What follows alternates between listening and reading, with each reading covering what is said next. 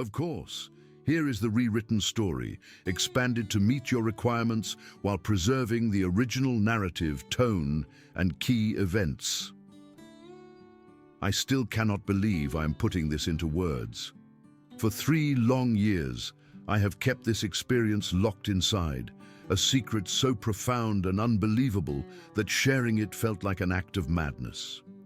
I told my sister, my only confidant, and even she, who has known me my entire life, looked at me with a mixture of pity and concern, as if I had finally, completely lost my grip on reality.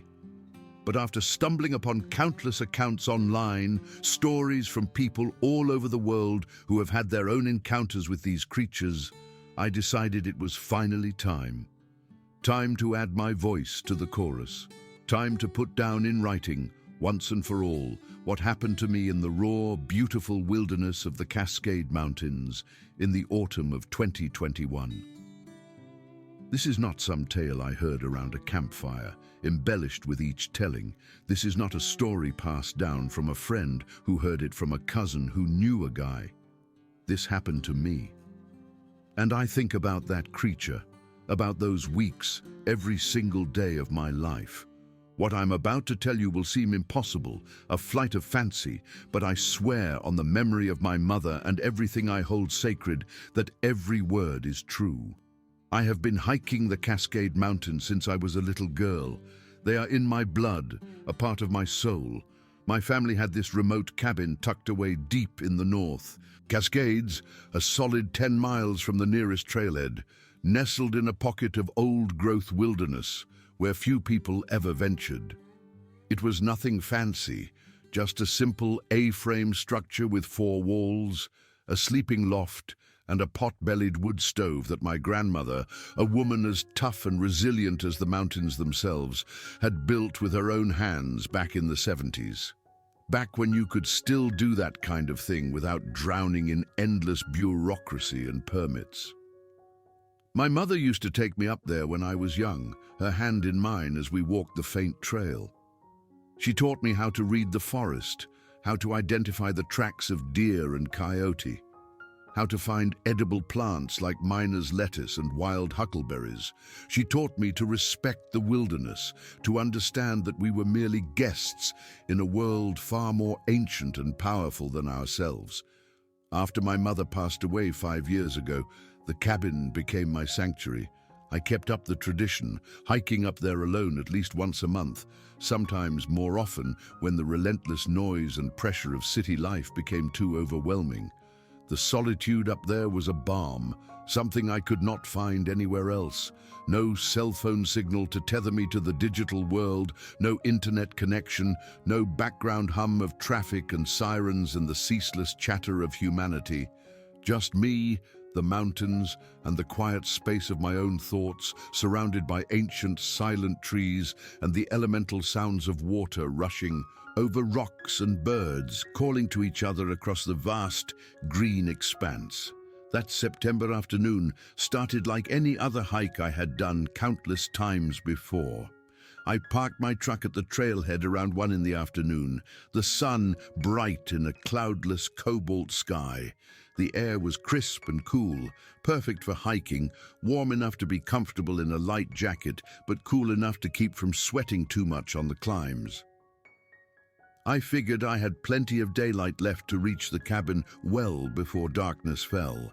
I was in excellent physical condition, my body hardened by years of hiking and climbing, and I had made this particular trip so many times that I knew every turn in the trail, every stream crossing, every distinctive rock formation that marked my progress toward my mountain refuge. The parking area was empty except for my truck when I arrived. That was not unusual for a weekday in late September. Most people did not even know this trail existed, and the few who did were smart enough to be wary of it this late in the season. The weather in the high country could turn dangerous without warning. Snow could come at any time now, and once it started accumulating, the trail would become impassable until the spring thaw melted everything away. I figured I probably had another few weeks before I would need to make my final trip of the year, to winterize the cabin and stay away until April or May. I made a careless mistake that day, a simple, foolish mistake born of complacency. I stopped to rest at a rocky outcrop about 4 miles in, a place I always paused to take in the view, and I stayed there far, far too long. The panorama was particularly spectacular that afternoon, one of those perfect crystalline fall days when the air is so clear you feel like you can see forever. The mountains stretched out before me in layer after layer of blue-green ridges, fading into a hazy purple in the far distance. The changing leaves on the lower slopes created vibrant patches of gold, crimson, and fiery orange against the deep, steadfast green of the evergreens. I just sat there on a flat, sun-warmed boulder, eating my lunch, watching a hawk glide effortlessly on thermal currents high above the valley, and I completely, utterly lost track of time. By the time I finally glanced at my watch, I had wasted nearly 2 hours just sitting there, daydreaming. The sun was already noticeably lower in the sky, its light taking on a golden, slanted quality. I felt a sinking feeling in my stomach as I realized I had seriously miscalculated. I cursed myself for being so careless, for letting the sheer beauty of the day distract me from the practical, unforgiving realities of the wilderness. I shouldered my pack and started moving again as quickly as I could, but the damage was done. I had lost precious daylight that I could never get back. I pushed myself hard after that, but the trail becomes increasingly challenging the deeper you go into the backcountry. There are sections with loose scree that require careful, deliberate footing, steep climbs where you have to use your hands to pull yourself up over rock ledges, and places where the ancient, gnarled roots of massive trees cross the path like snares waiting to catch an unwary ankle. There are long stretches where the trail runs along a narrow ridge with precipitous, dangerous drop-offs on one side or both.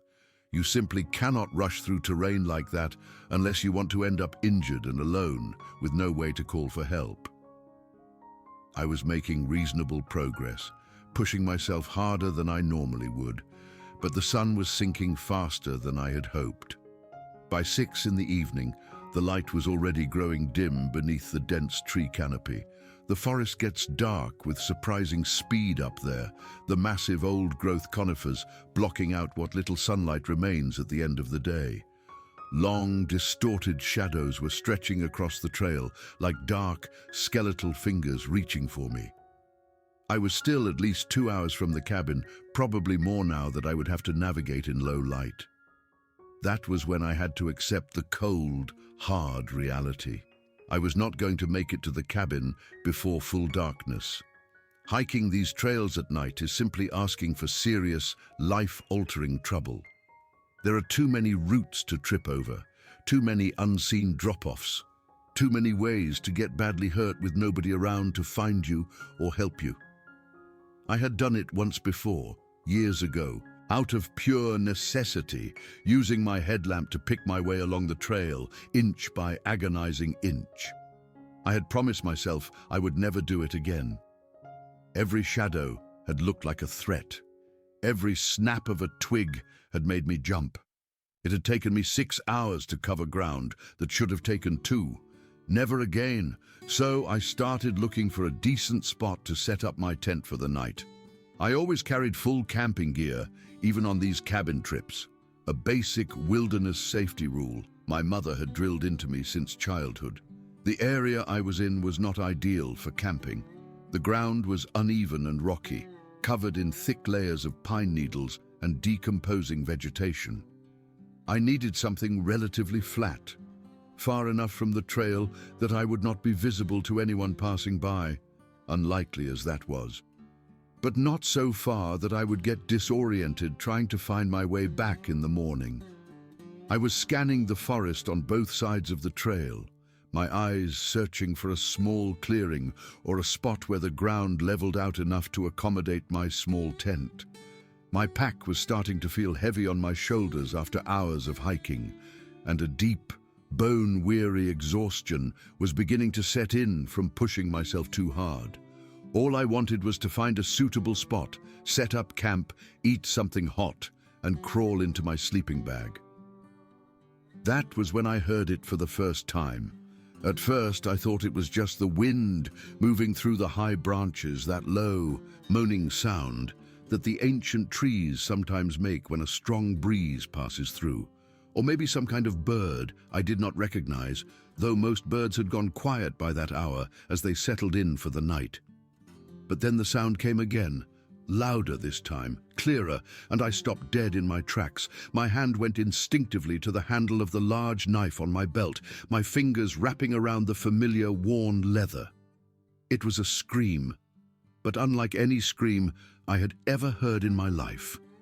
There was something chillingly human about it, like a person crying out in terrible, unimaginable pain or mortal fear.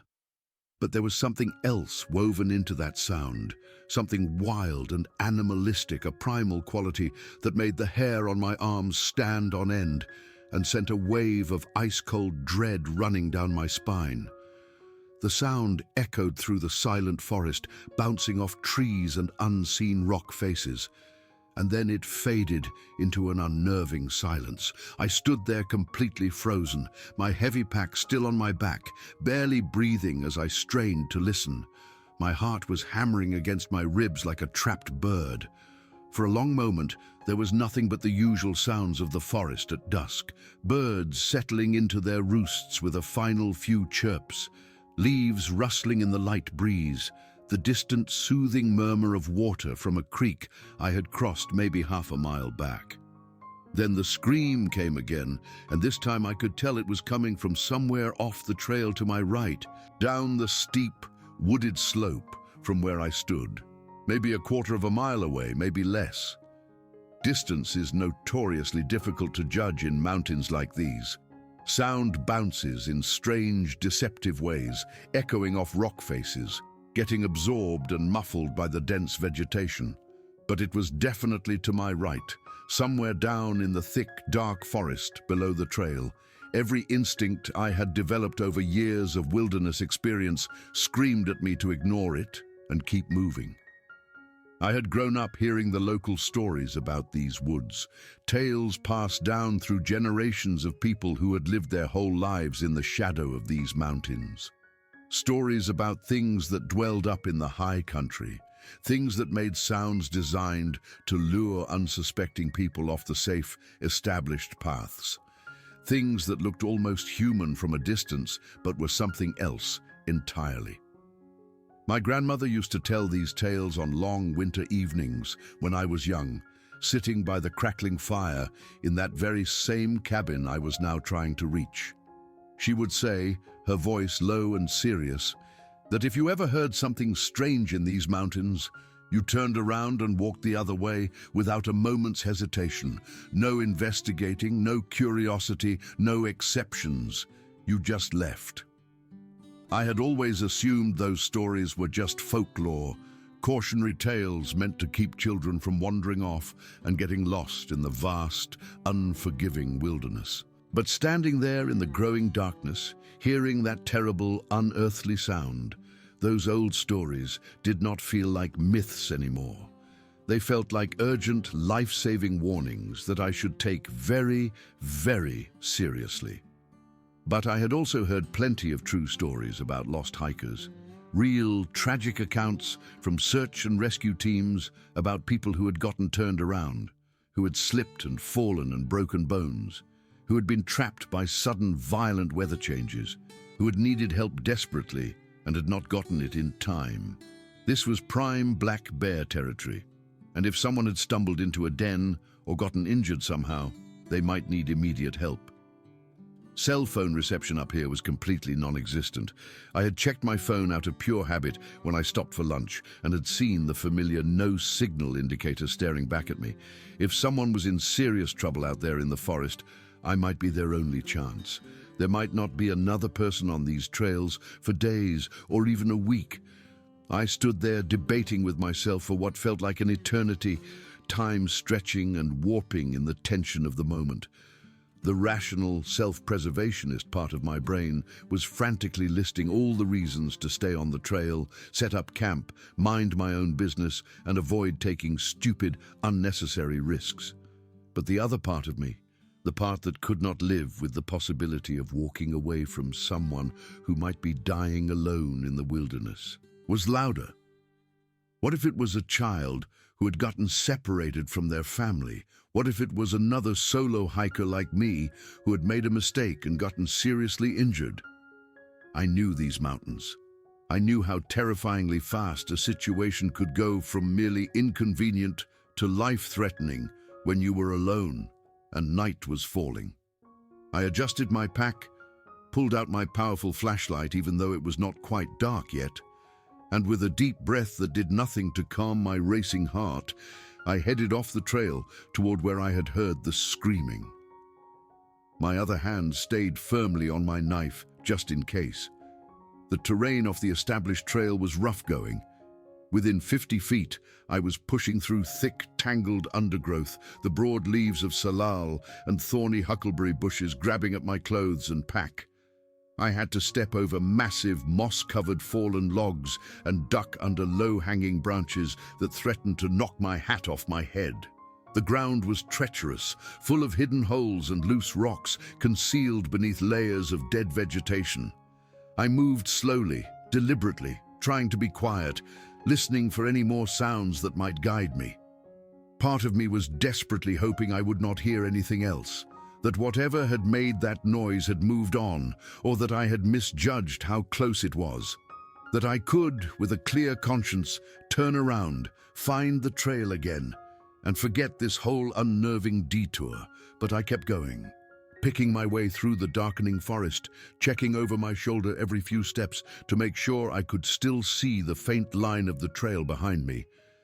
I was not about to get myself lost out here.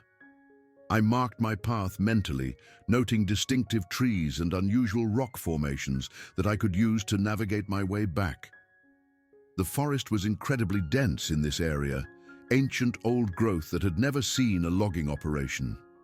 Trees 4 feet across at the base soared upwards, their massive trunks disappearing into the high canopy far above. The ground was covered in a deep, soft carpet of dead leaves and decomposing needles, decades worth of accumulated organic matter that was quiet and spongy under my boots. Patches of sword ferns grew in areas where enough dappled sunlight managed to reach the forest floor.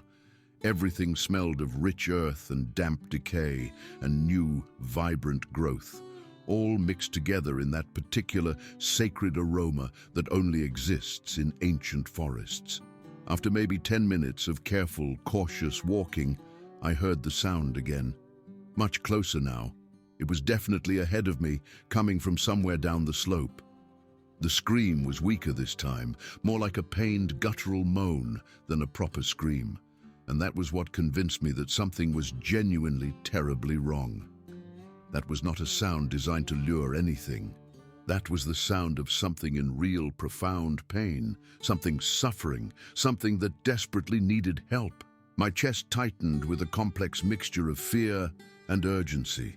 I picked up my pace, moving as fast as I safely could over the difficult terrain. The ground started sloping downward more sharply, and I had to grab onto tree trunks and sturdy branches to keep from sliding. My boots skidded on loose leaves, and I went down hard on one knee, catching myself with my free hand. Dirt and damp debris got wedged under my fingernails. I pushed myself back up and kept going. Through the trees ahead, I could make out a small clearing where the ground leveled out, maybe 30 feet across, ringed by a circle of massive, silent cedars and Douglas firs. The very last of the daylight was filtering through gaps in the high canopy, creating long, deep shadows across the leaf-covered ground. That was where the sounds were coming from, that clearing. I crept closer, staying low, my heart pounding in my ears, not sure what I was going to find. Part of me was still expecting to see another hiker, someone who had fallen and needed help. Or maybe a large animal, a deer or an elk, injured and dying. My hand was on my knife, ready for anything. But I was not prepared. I was not even remotely prepared for what I saw when I reached the edge of that clearing. At the base of a massive ancient cedar tree, maybe 40 feet from where I stood, something was lying in the dead leaves.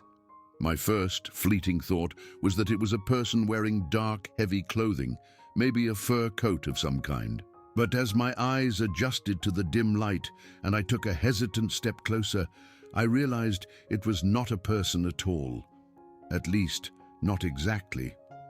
The creature was lying on its side, curled up slightly, one leg twisted at an angle that made my stomach lurch just looking at it. The leg was clearly broken, badly broken.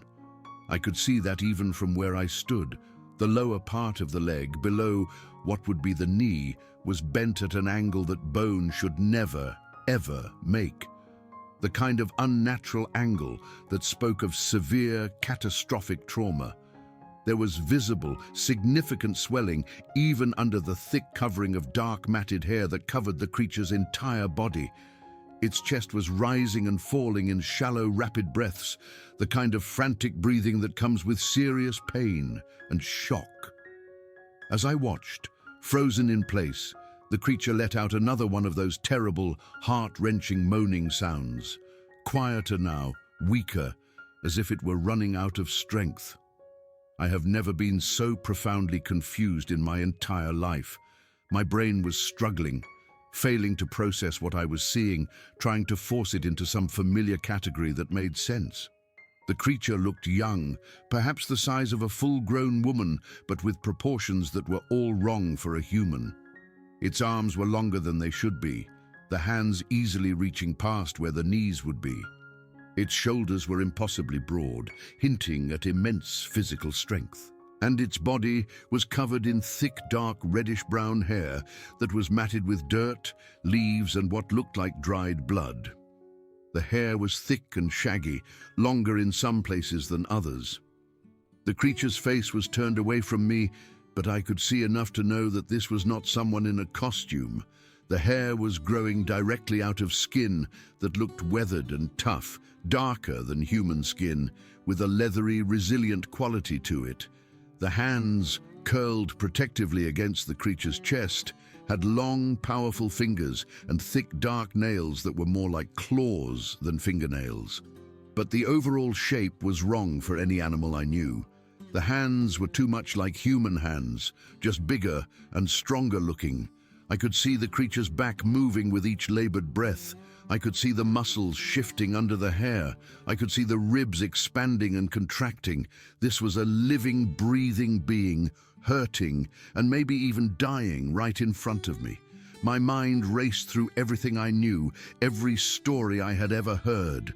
Bigfoot, Sasquatch, the creature that was not supposed to exist outside of folklore and blurry, out-of-focus photographs and sensationalized late-night television documentaries.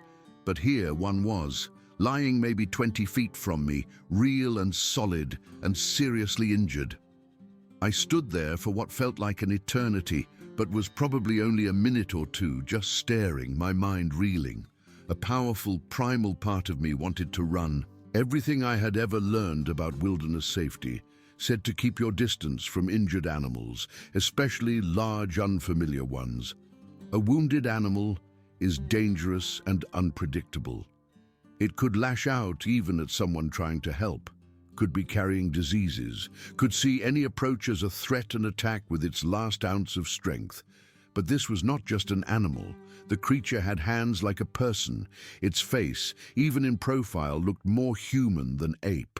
And the sounds it was making, they were not simply animalistic noises of pain. There was something else there, a complex undercurrent of suffering that sounded almost like attempts at communication, as if the creature was aware and thinking and in profound distress.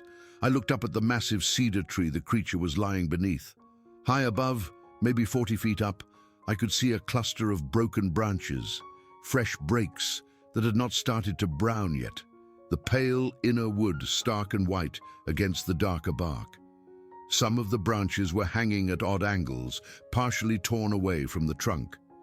The creature must have been up there and fallen. It must have been climbing for some reason, or maybe fleeing from something and had fallen all that way down, hitting branches on the way that slowed its descent, but not enough to prevent this devastating injury. I wondered how long the creature had been lying here. Hours, a full day.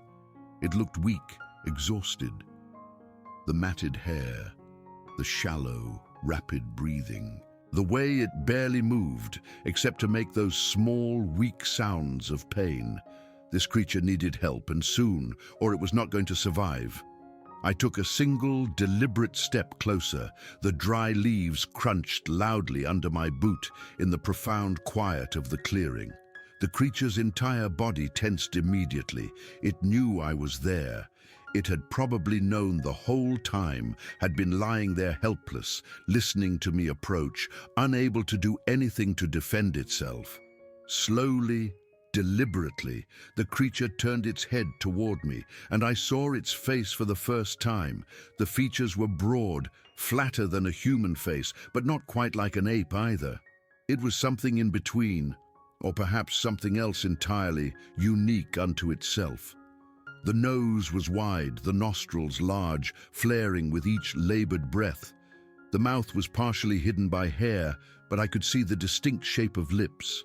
And the eyes, those incredible, soulful eyes looking at me with an expression I will never forget as long as I live. There was fear in those eyes, definitely. The creature was terrified, hurt and helpless, and facing an unknown, potential threat. But there was something else there too, something that stopped me in my tracks. Intelligence, awareness, a sentient mind behind those eyes that was assessing me, trying to figure out what I was, what I wanted, whether I was going to help or inflict more hurt. The creature's eyes were a deep dark brown, almost black, with a ring of a lighter, amber color around the pupils. They reflected the fading light, catching what little illumination remained and holding it, shining with a light of their own. Those eyes tracked my every movement, watching as I slowly, carefully crouched down, making myself smaller, less threatening. I started talking.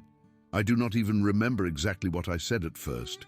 Just a stream of calm, quiet, soothing words meant to convey that I was not there to cause harm. I talked about finding the creature, about its broken leg, about how I wanted to help if it would only let me. I knew it probably could not understand my words, but I hoped with all my heart that it could understand my tone, that it could sense I meant no threat. The creature watched me intently the whole time, those intelligent, searching eyes never leaving my face.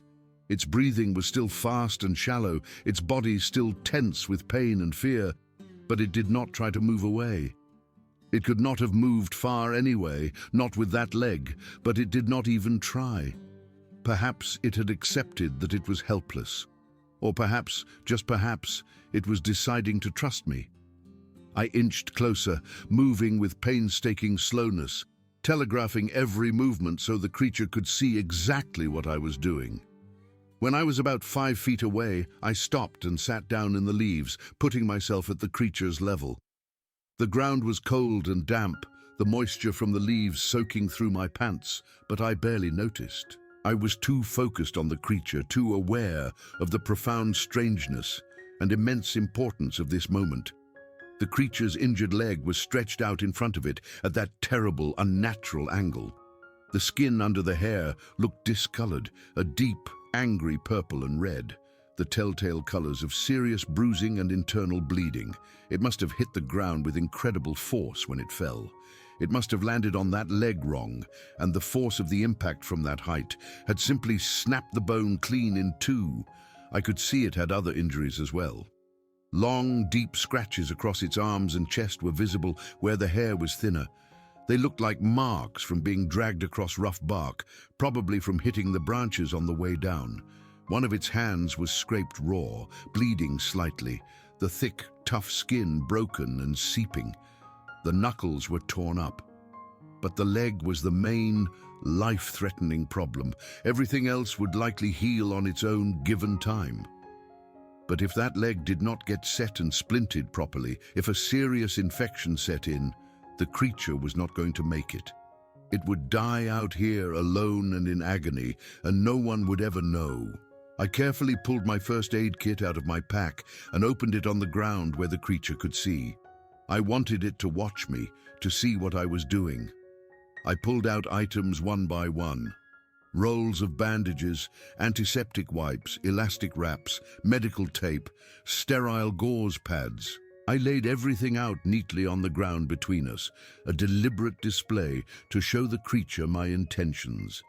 I do not know if the creature understood what I was doing, but its eyes followed my hands as I arranged the supplies. It watched intently, its gaze moving from item to item, then back to my face, as if trying to puzzle out my intentions. It made a soft, questioning sound, a low vocalization that rose in pitch at the end, like it was asking a question. "What are you doing? Are you going to hurt me? Why are you here?" I kept talking, my voice low and steady, explaining what I was going to do even though I had no idea if the creature could understand a single word. I told it about the broken leg, about how I needed to straighten it and splint it so the bone could heal properly. I told it that it was going to hurt terribly, but that I would try to be as gentle and as quick as I could. It felt important to fill the silence with my voice, to let the creature know through my tone, if nothing else, that I was not a threat. When I finally reached out a hand to touch the creature's injured leg, it flinched violently and let out a sharp, piercing cry of pain. The sound was loud, echoing through the quiet clearing, and I pulled my hand back immediately, as if I had been burned. I raised both my hands, palms open, showing I was not going to hurt it. The creature's eyes were wide, showing the whites all around the dark irises. Its chest was heaving with panicked breaths. We stayed like that for a long, tense moment. Me on my knees in the damp leaves, my hands raised and visible. The creature lying there, watching me with scared, pained eyes. I could see its body trembling, whether from pain or fear or the encroaching cold. I could not tell. It was probably all three. I remained completely still, just breathing, just being present, letting the creature see that I was not moving, was not a threat. Slowly, gradually, its breathing began to calm down. The trembling lessened. Its dark, intelligent eyes stayed locked on mine. Then the creature did something that changed everything. It reached out one of its long-fingered, powerful hands and touched my knee. Just for a second, just long enough for me to feel how warm its skin was under the coarse hair, how its fingers were trembling slightly. The touch was gentle, hesitant, but utterly deliberate. That single, simple touch transformed the entire situation.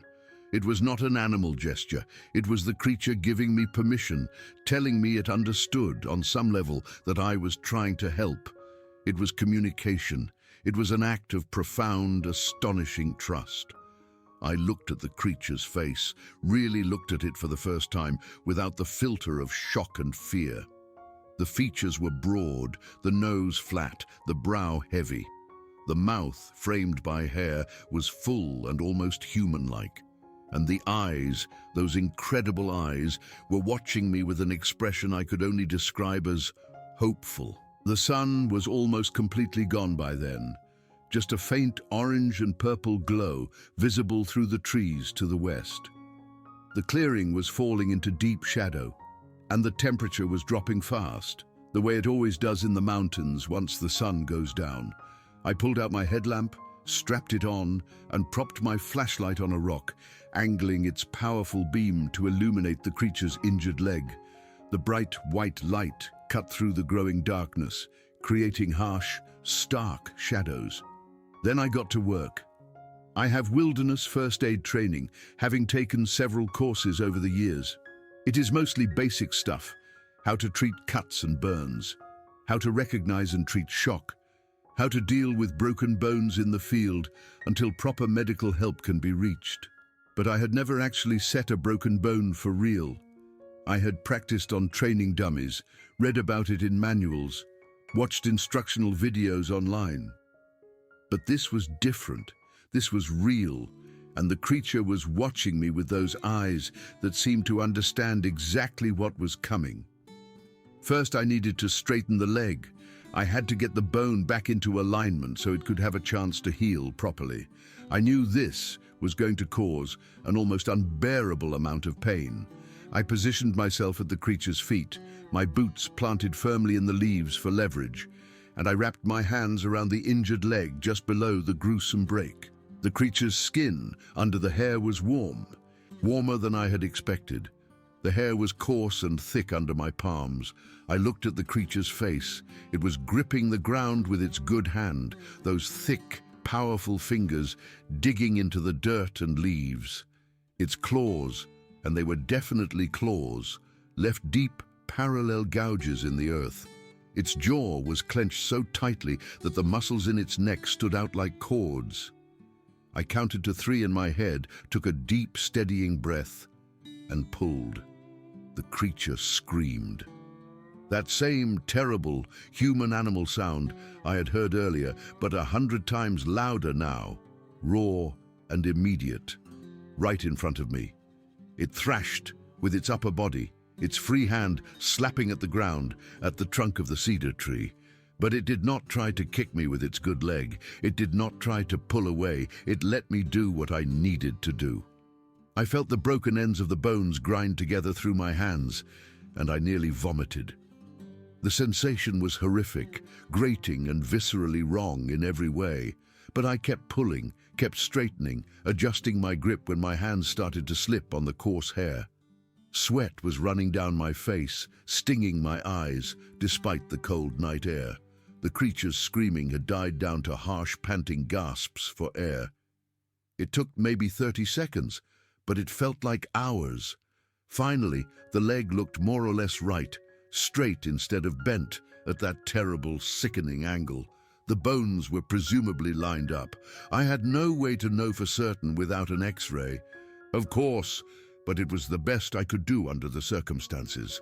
The creature had gone very still, breathing in harsh, ragged gasps.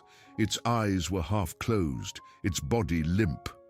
I think it might have passed out for a moment from the sheer intensity of the pain, which was probably a mercy.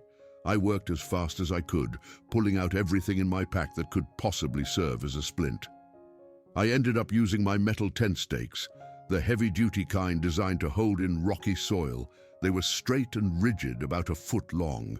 I positioned them carefully on either side of the creature's leg, one on each side of the break, and started wrapping. I used elastic bandages first, the kind designed to provide firm compression. I wrapped them tight, but not too tight, careful not to cut off circulation. The creature's leg was thick and muscular, much thicker than a human leg, and I went through 3 entire rolls of elastic bandage before I felt like I had enough coverage. Then I reinforced the whole thing with duct tape. I always carried a roll of duct tape, the universal fix-it tool of wilderness survival. I wrapped it around and around over the bandages and stakes, creating a solid, rigid splint that completely immobilized the leg from knee to ankle. I used almost an entire roll. By the time I finished, the creature's leg looked almost like a proper cast, bulky and unyielding. I sat back on my heels, breathing hard, my hands shaking from the effort and the massive adrenaline dump. The creature was still lying there, its eyes closed now, its chest rising and falling in a steady, even rhythm. Its breathing had calmed from those panicked gasps. The worst was over, at least for now. But now, I had a new, urgent problem. I could not leave the creature here. It needed proper shelter, warmth, and constant monitoring to make sure the splint was holding and that infection did not set in. And it was fully dark now, far too late to try to make it to the cabin, even if I could have made the journey alone. I looked around the small clearing, assessing my options. The spot was not great for camping. The ground was uneven, covered in roots and rocks. But it would have to do.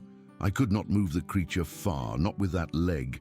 So I would set up camp right here, spend the night in the clearing, and figure out the next step in the morning. I have never set up a tent so quickly in my life. Adrenaline was still pumping through me, making my movements quick and efficient despite my profound exhaustion. I found the flattest spot I could near where the creature was lying, maybe 10 feet away, and got my tent up in about 10 minutes. It was a 3-person tent, one of those dome styles that pops up easily. It was big enough for me and my gear, and I hoped, big enough for the creature too. I was not about to leave it outside alone in the cold. The temperature was dropping fast. I could see my breath fogging in my headlamp beam. Up here in the mountains, September nights could easily get down into the 30s, sometimes even lower.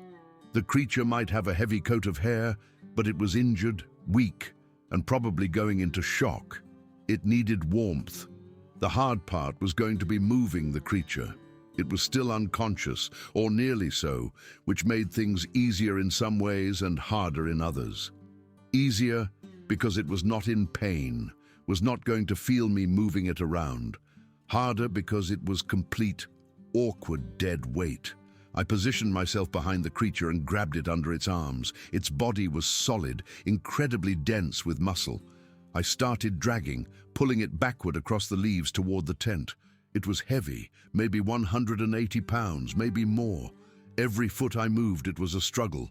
Its injured leg kept catching on things, roots, rocks, fallen branches. I had to keep stopping to make sure I was not damaging the splint, was not making the injury worse. I would lift the leg carefully each time, reposition it, then keep dragging. Sweat was pouring down my face and back despite the cold night air. My shoulders were burning, my back was screaming in protest. I stopped every few feet to catch my breath, to adjust my grip, to check that the splint was still secure. It took me almost 20 minutes to drag the creature 15 feet to my tent. By the time I got it positioned at the entrance, I was completely and utterly exhausted. My arms felt like rubber. My legs were shaking uncontrollably. Getting the creature into the tent was another challenge entirely. The entrance was small, designed for a person to crawl through, not for dragging a full-grown, unconscious Bigfoot. I had to carefully maneuver the creature's body, guiding its head and broad shoulders through first, then dragging the rest. Its long arms caught on the tent entrance, and I had to fold them across its chest. I had to angle its shoulders to fit through the narrow opening. The whole time, I was terrified I would wake it up, that it would panic in this confined, unfamiliar space, but it stayed unconscious, its body limp and heavy. Finally, I got the creature all the way inside, positioned on my inflatable sleeping pad, with its injured leg carefully elevated on my backpack. The pack was sturdy enough to support the weight, and I knew elevation would help with the swelling. I sat there in the tent entrance for a few minutes, just catching my breath, looking at the creature lying in my tent. It felt completely and utterly surreal. A Bigfoot in my camping tent, injured and unconscious, and completely dependent on me to keep it alive. In the soft glow of my lantern, which I had hung from a loop in the tent ceiling, I could see the creature more clearly than before. Its face was broad with a flat nose and a heavy, pronounced brow ridge. Its eyes were closed, but I remembered how startlingly human they had looked, how they had held such clear intelligence and emotion. Its hands were crossed over its chest where I had positioned them. I could see its fingers were proportioned differently from a human's, too long and thick. The nails were dark, almost black, thick and curved like claws. But the thumbs were opposable. The hands were clearly capable of gripping and manipulating objects. These were not paws. These were hands designed for tool use. The creature's chest was rising and falling steadily, which was a good sign. It seemed to be actually sleeping now, not just passed out from pain. I crawled into the tent and zipped the door shut, sealing us in. The temperature inside was already noticeably warmer than outside, our combined body heat starting to make a small but significant difference.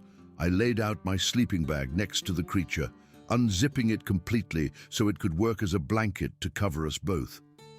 The tent was crowded with the two of us inside, the creature taking up most of the space, its long body stretching from one side to the other.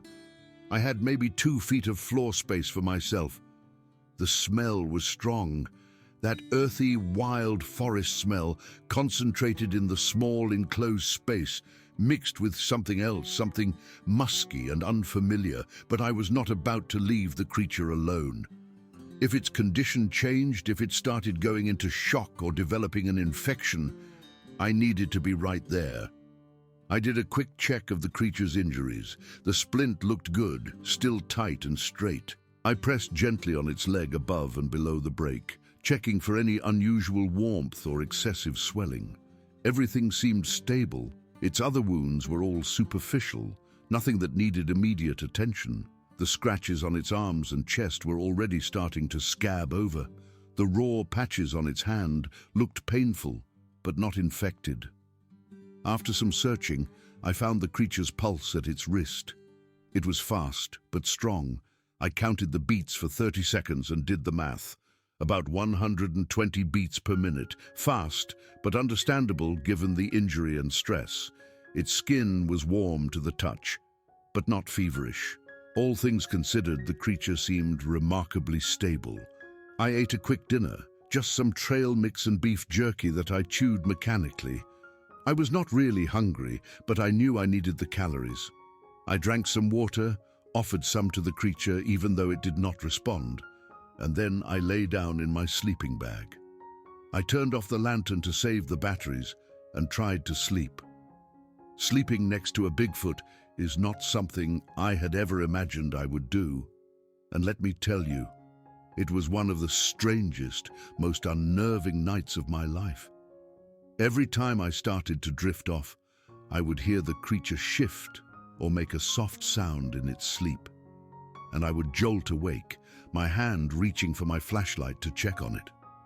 The darkness in the tent was absolute. No moonlight penetrated the dense forest canopy. No starlight made it through the thick nylon fabric.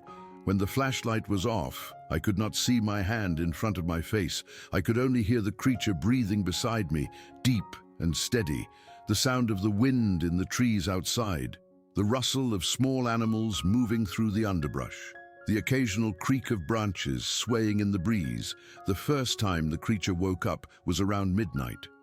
I had finally managed to fall into a light, restless doze when I felt movement beside me and heard a soft, questioning sound.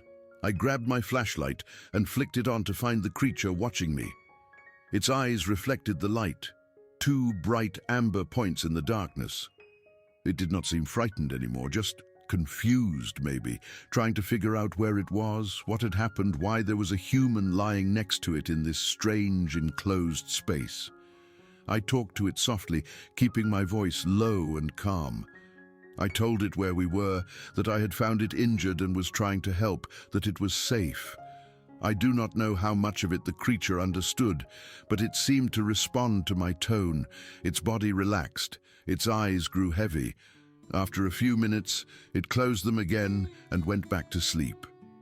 That happened 3 more times during the long night. Each time, the creature would wake up confused and disoriented, and each time, I would talk to it until it calmed down and went back to sleep. By the 4th time, it seemed to recognize me. It made a soft, low sound when it woke, not distressed, but almost like a greeting, then settled back down without needing any reassurance from me. Morning came slowly, a gradual lightening of the world as gray light filtered through the tent fabric. I lay there for a while, listening to the forest wake up around us. Birds were starting their dawn chorus, their calls echoing through the trees. Squirrels were chattering somewhere in the branches high above. The air was cold enough that I could see my breath even inside the tent. The creature was still asleep beside me, its breathing deep and even. In the gray morning light, I could see it more clearly than I had the night before. Its face looked almost peaceful, the lines of pain smoothed away by sleep. Its injured leg was still elevated on my pack, the makeshift splint intact. I sat up carefully, trying not to disturb it, and started thinking about what to do next. I knew I could not stay in this clearing. I had limited supplies, no real shelter except my tent, and the creature needed more care than I could provide with just a basic first aid kit. The cabin was still about 2 hours away on foot, maybe less if I could find a faster, more direct route, maybe more if I was carrying a 180-pound Bigfoot on my back. But the cabin had everything I needed.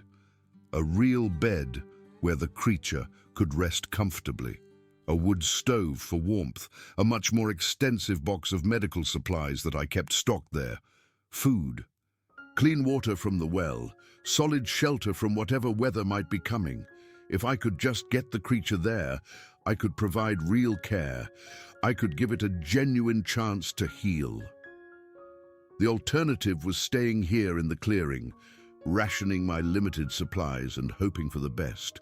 But September weather in these mountains was notoriously unpredictable. A storm could roll in without warning. Snow was possible even this early in the season. The temperature could drop below freezing at night. In a tent with limited gear, that was a real threat to both of us. So, the cabin it was.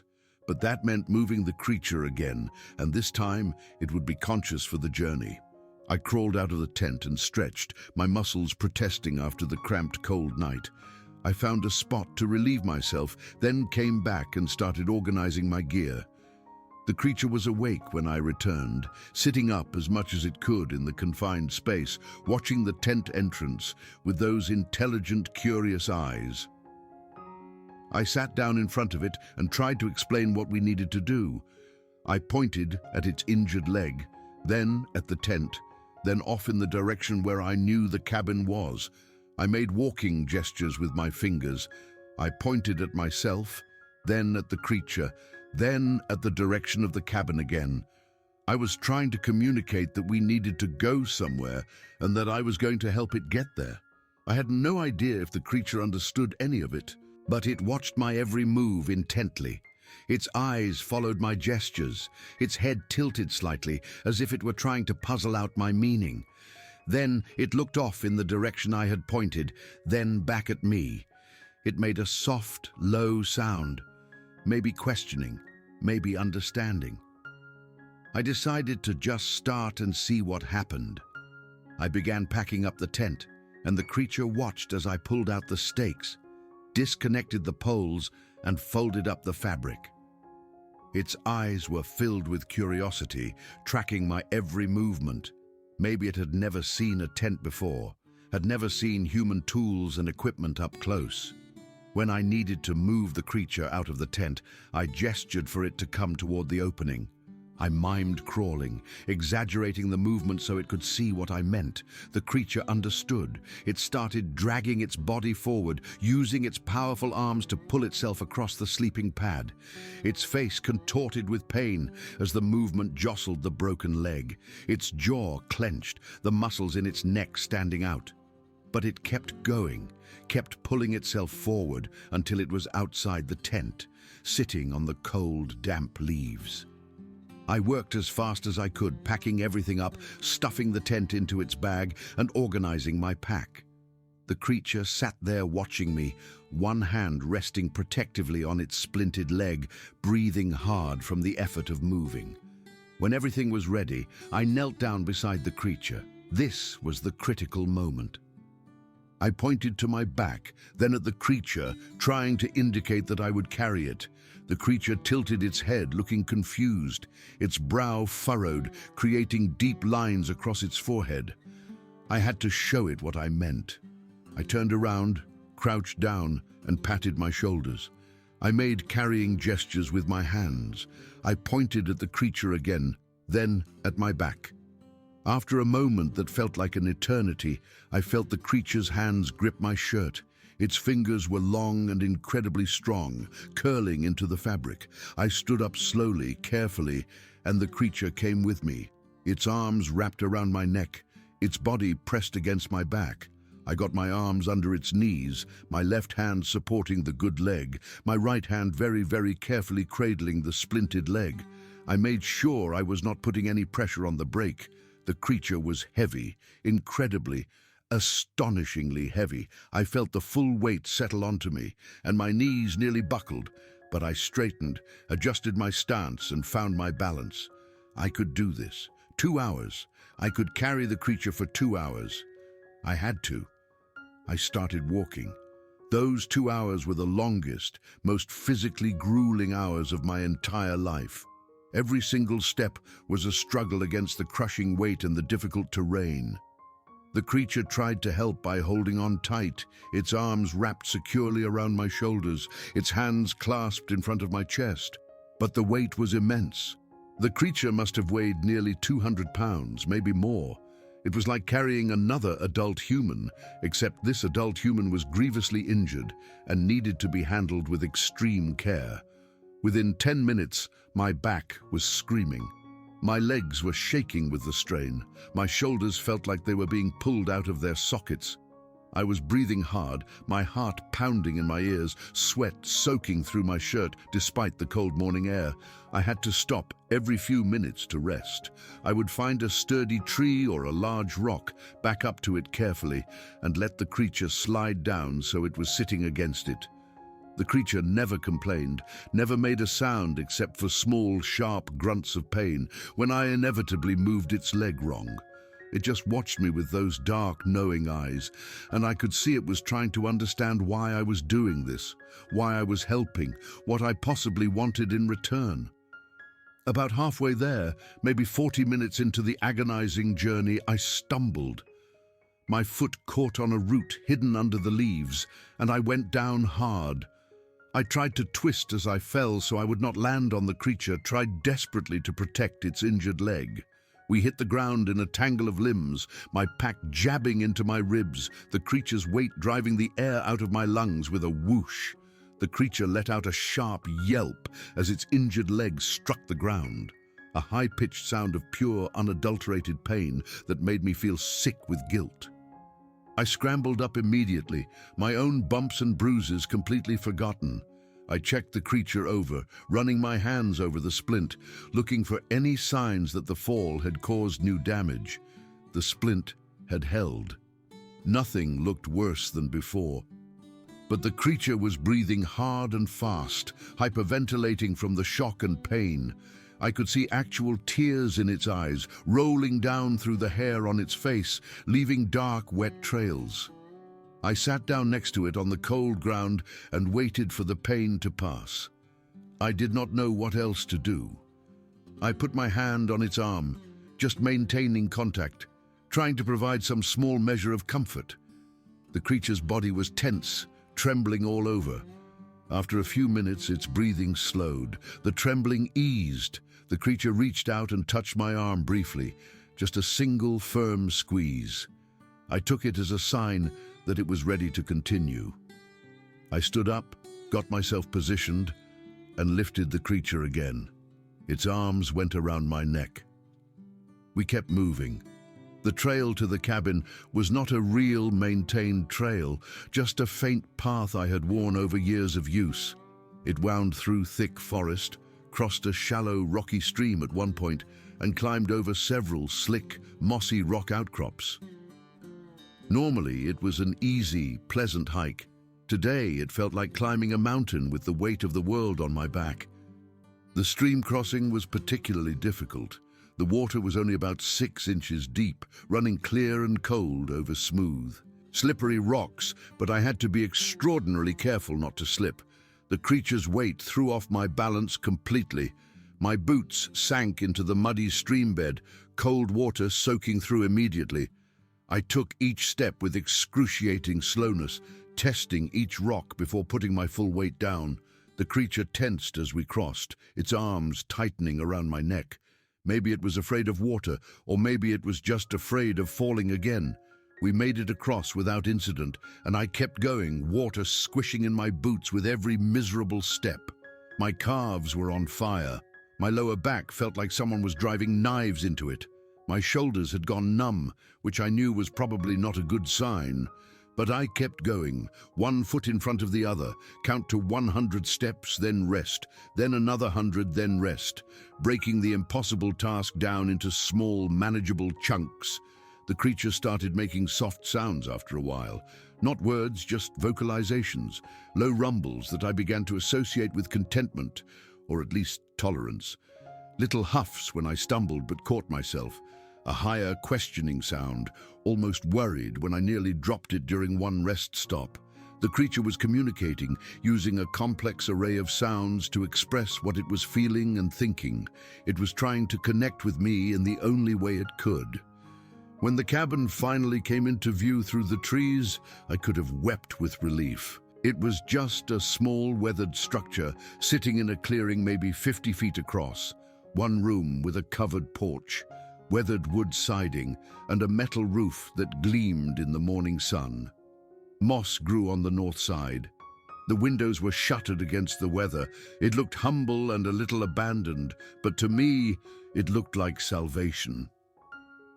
I staggered across the clearing, up the 2 porch steps that required every last bit of strength I had left, and managed to get the door open. My hands were shaking so badly I could barely turn the old metal handle. Inside was cool and dim, smelling of old wood smoke and dust and happy memories. I did not even look around, just headed straight for the bed in the far corner. It was a double bed with an old squeaky metal frame and a mattress that had definitely seen better days, but it was a real bed, not the cold, hard ground, not a thin tent floor. I turned around and carefully lowered myself, letting the creature slide off my back and onto the bed. It sank into the soft mattress with a sound that might have been relief, a long, deep exhale as its body went completely limp. Its eyes closed, and within seconds, it was fast asleep. I collapsed onto the floor next to the bed, my back against the rough wooden wall, my legs stretched out in front of me. I sat there for maybe 10 minutes, just breathing, feeling the fire and throbbing in my exhausted muscles. But we had made it. We were here. Now I could really help the creature. The next few days fell into a quiet, comfortable routine. I would wake up, check the creature's leg, make breakfast for both of us, then spend the day doing small tasks around the cabin while the creature rested. To my surprise, the creature seemed to like cooked food. I had assumed it would prefer raw meat or forage plants, something more natural to its existence. But it ate whatever I made: oatmeal for breakfast, rice with canned vegetables for lunch, hot soup for dinner. The creature was learning to use utensils with astonishing speed. The movements became more natural, more fluid each day. By the 3rd day, it could use a spoon as well as I could. It started experimenting, trying to use a fork, figuring out how to spear pieces of food instead of just scooping them. Its mind was incredibly sharp, learning with a speed that was both fascinating and a little intimidating. 3 times a day, I would check the creature's leg, carefully unwrapping the splint, examining everything, then re-wrapping it. The swelling was going down steadily.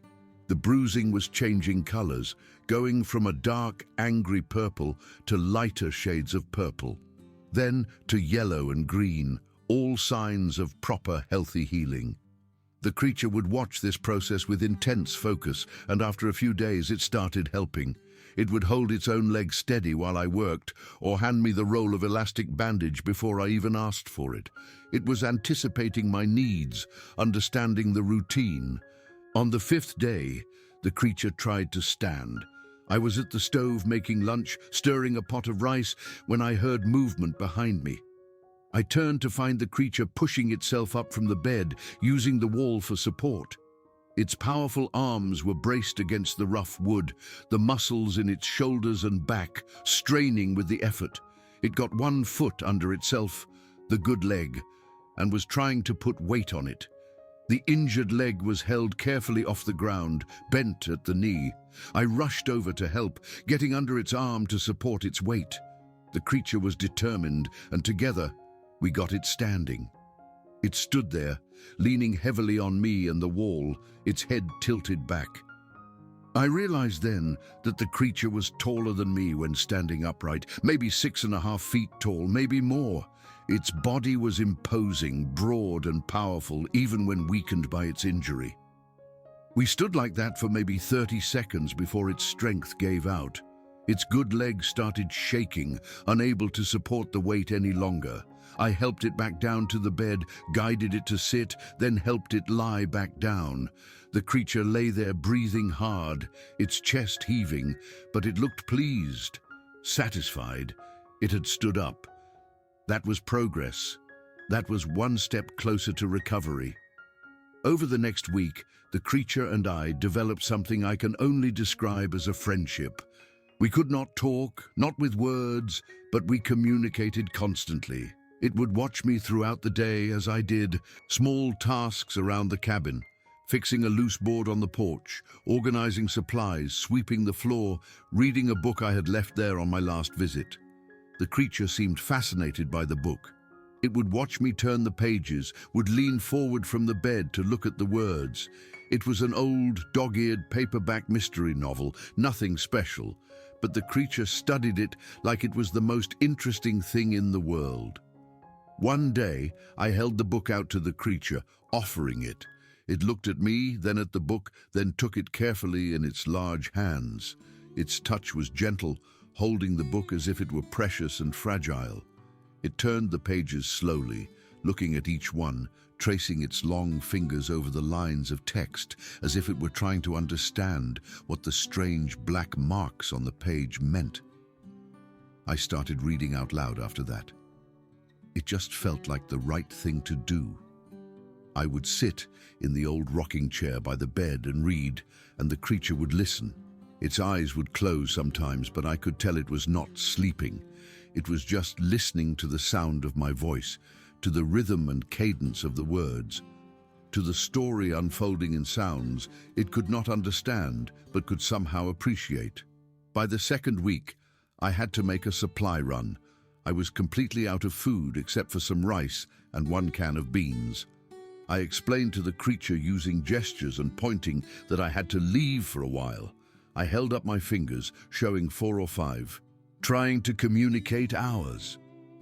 I pointed down the mountain, then at my pack, then made eating gestures. I am going to get food. I will be back. The creature seemed to understand. It nodded, a very human gesture that it must have learned from watching me. It reached out and touched my arm briefly, then let go. Be safe. Come back. The hike down was fast, but the hike back up, loaded with a 60-pound pack of supplies, was brutal. When I finally pushed open the cabin door, exhausted and sore, I found the creature sitting at the table. The table, not the bed. It had moved itself from the bed to the table, dragging itself across the floor somehow. It was sitting in one of the wooden chairs, looking out the window at the forest. When I came in, it turned and made that low, rumbling sound. It was happy I had come back. It had been worried, too. The third week brought more changes. The creature was moving around the cabin now, hobbling from place to place on its own. I'd found a sturdy branch outside and fashioned it into a crude but effective crutch, carving a notch for the creature's arm to rest in. The creature took to it immediately, understanding its purpose without me having to explain. I started taking the creature outside, just onto the porch at first, helping it down the 2 steps carefully. The creature would sit there for hours, settled on the wooden boards, just breathing in the mountain air, watching the trees. It seemed more at peace outside, more like its true self. By the 4th week, I knew the time was coming. The creature could walk with the crutch, could move around independently. It could reach food and water without my help. It could even care for its injured leg, unwrapping and rewrapping the bandages when needed. I had shown it how, and it had learned. I did not want the creature to leave. I had gotten used to having company in the cabin, to waking up and seeing it sitting at the window watching the sunrise, to sharing meals and a quiet, profound companionship. The cabin felt more alive with the creature there. I felt less lonely. But I knew the creature needed to return to wherever it had come from. It had a life before I found it. It had a home out there somewhere, a place where it belonged. One afternoon, we walked maybe a quarter mile from the cabin, the farthest we had gone yet. We stopped in a small clearing, and the creature stood there looking around, The forest was thick and silent, the old-growth trees creating a dense canopy overhead. Sunlight filtered through in golden, dusty beams. The creature took a deep, shuddering breath, its chest expanding, and I realized it was smelling the forest, taking in all the scents, all the information carried on the air. This was its world. This was where it belonged. On the morning of the 28th day since I had found it, I woke up to find the creature standing in the clearing in front of the cabin. It was not using the crutch. It was standing on both legs, putting weight on the injured leg for the first time in almost a month. It was testing itself, taking small, hesitant steps, wincing with each one, but not stopping. I could see the pain in its face, but it kept going, walking in a small circle, then a larger one. It was still limping, but it was walking, on its own 2 feet. The creature saw me watching and stopped. We looked at each other across that clearing, and I knew what was coming. It was going to leave soon. It was ready.